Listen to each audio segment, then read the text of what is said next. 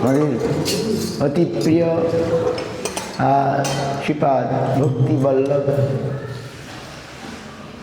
দামোদর মহারাজের শ্রীমুখ থেকে অপূর্ব অপূর্ব গৌর কথা, গোবিন্দ কথা, নবদ্বীপ ধাম কথা শুনে আমরা আপ্লুত, ভক্তরা অত্যন্ত কী বলে, আমি মনে করি আমি নিজেই মানে মুগ্ধ।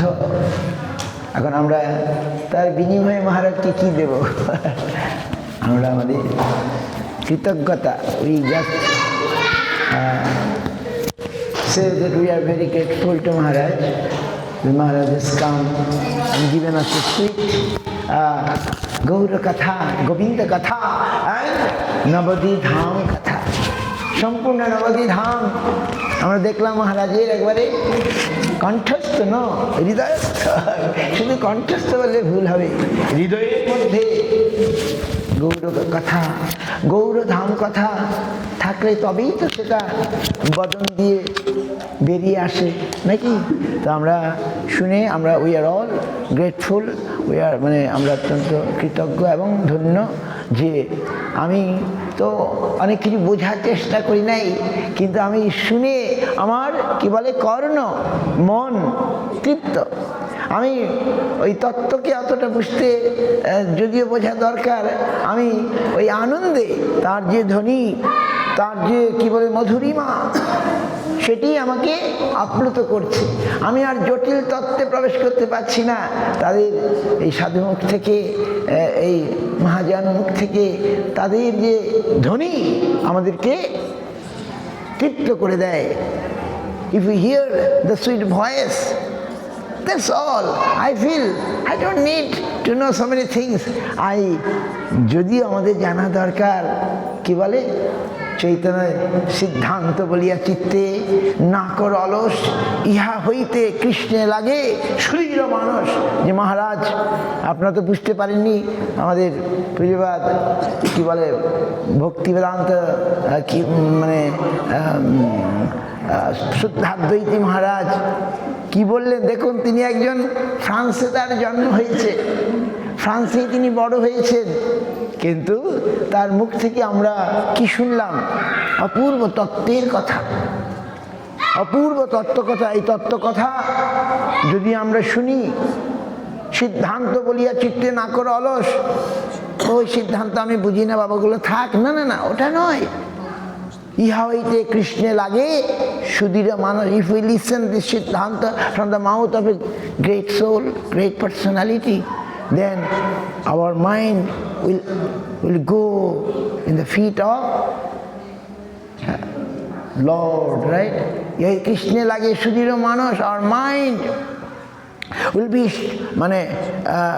steady way, Sudhir, very steady way it will go towards কৃষ্ণে। সুতরাং এসব শোনা দরকার।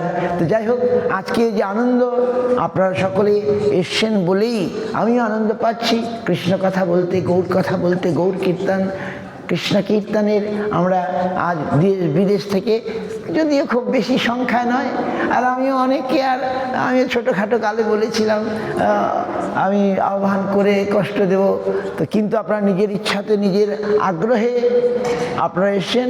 আপনারা যদি নাও বুঝেন, কালকে বলেছিলাম, তবু আমাদের ভালো হবে। এই যে কথা, তাদের মুখনিসৃত বাণী, বৈষ্ণবের মুখনিষ্ঠ বাণী যদি কানের ভেতর দিয়ে যায়, যদি মরমে প্রবেশ করে, হৃদয়ে প্রবেশ করে, তখন হৃদয়ে কি হয়?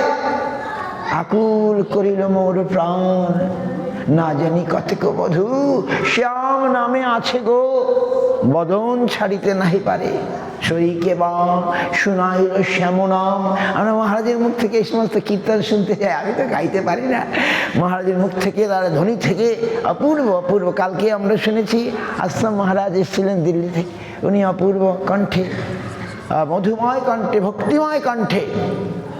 তো এমনি করে আজও আমরা মহারাজের মুখ থেকে যে শুনতে পেলাম, আরও শুনতে চাই। উই আর আরও পিতে কি বলে গৌর কথা পয়রাশি, কৃষ্ণ দাস তাহে ভাসি, আনি আছে অমৃতের ধার, সেই কাব্য সুধা পানে, বৈষ্ণব শীতল প্রাণে আর পিতে চাহে বারবার, আর পিতে চাহে বারবার।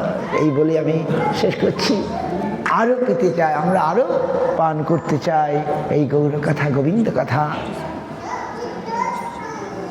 গৌর প্রেমা বাঞ্ছা কল্পতরুভ্যশ্চ কৃপা সিন্ধুরেব চ পতিতানাং পাবনেভ্যো বৈষ্ণবেভ্যো নমো নমঃ।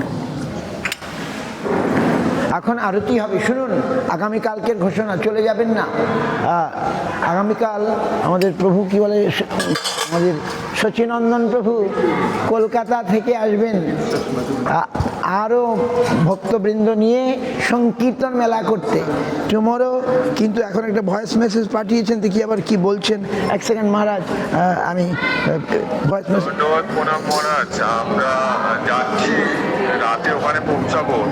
আমরা 3 জন আছি মহারাজ। হরে কৃষ্ণ। আমরা এখন ট্রেনে আছি। হরে কৃষ্ণ।